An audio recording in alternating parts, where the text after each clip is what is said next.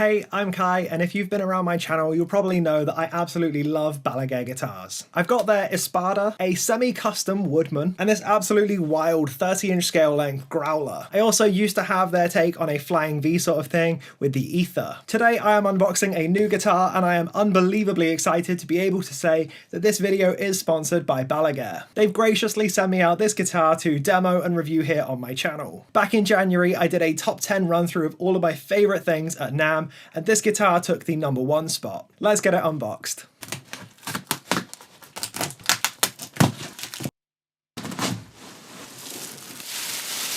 I suppose the first thing of note is that it comes in a hard shell case.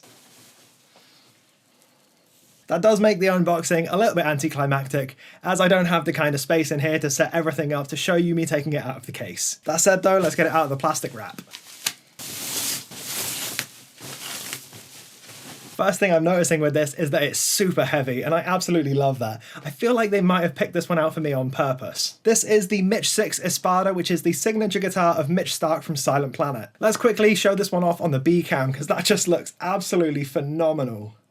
The pickguard does look scratched up, but that's just the plastic wrap on. I'm going to leave that for this video because it's going to be all underneath the knobs and everything, and that's just a whole faff to get rid of. Let's take a quick look at the specs of this guitar, but before I do, I want to mention the price. This guitar costs $1,799. Now, I did a mock-up of a similar guitar to this on the Balaguer website to see how much it'd cost if you were to go full custom with it, and it came out to $2,825. By buying a production run like this, you can save yourself 8 months' wait and about $1,000 in the process.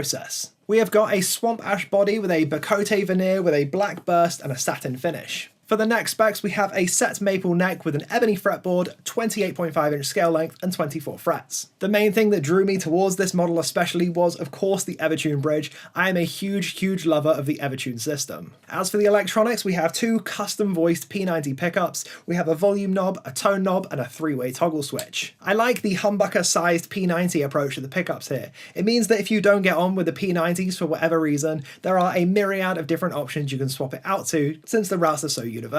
The control layout isn't 100% my preference. Usually I just go for a toggle switch and a volume knob, but I understand why they would have a tone knob for the production runs. Now I'm just going to give it a quick once over and go through some of my first impressions. One of the magical things about the Evertune bridge is that it really does stay in tune no matter what. So this was shipped over to me from Pennsylvania in America. I'm in the UK, and this has stayed in perfect tune. The neck on this one feels really nice. It's a super smooth painted satin kind of thing. I can probably show this one off on the B cam and just show you how smooth it looks.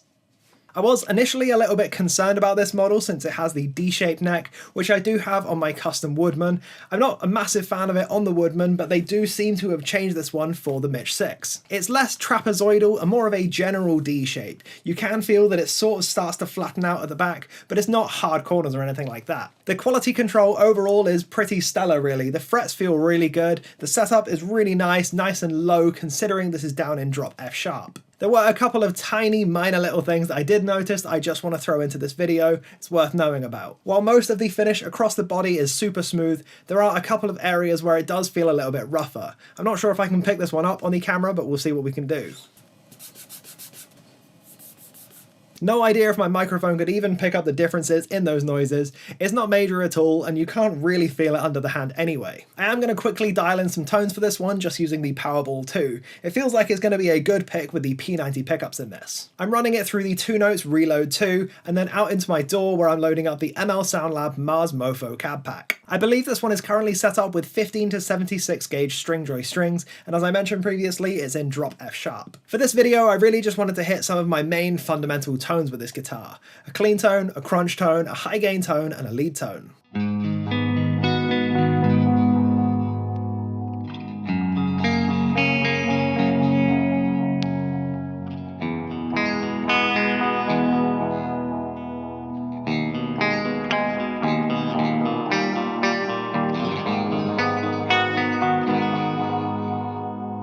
I think baritone clean tones are always such an interesting thing to try and dial in. Usually I'd want to pack on a little bit more gain to get into crunch sort of territories for this, but for super clean stuff, it sounds really nice. I especially liked it in the middle position with both the P90s active.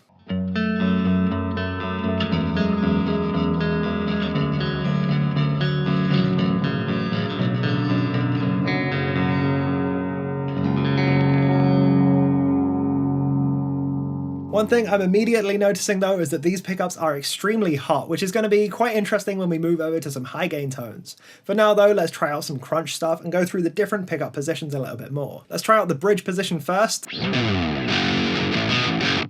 Middle position. Neck position.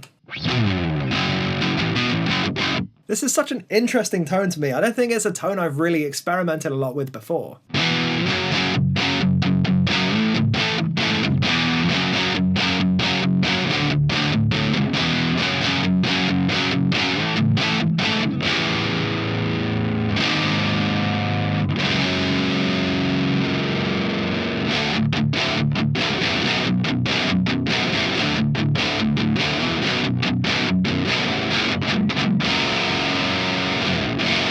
Okay, let's switch over to the lead 1 channel now, and we'll dial in some big high gain stuff on the bridge pickup. The noise isn't actually too bad considering these are P90 pickups, but it is prevalent, so let's kick on the 14 Zool.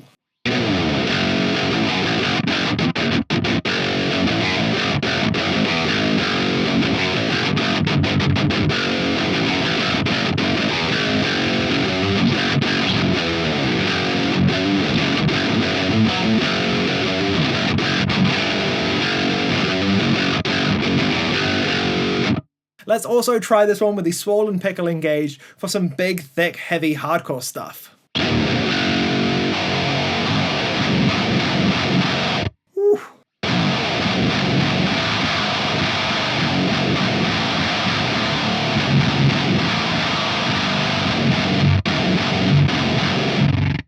Oh. Finally, we're going to switch over to the lead 2 channel of the Powerball, flick over to the neck pickup of this Mitch 6 and engage some wet effects for some lead tones.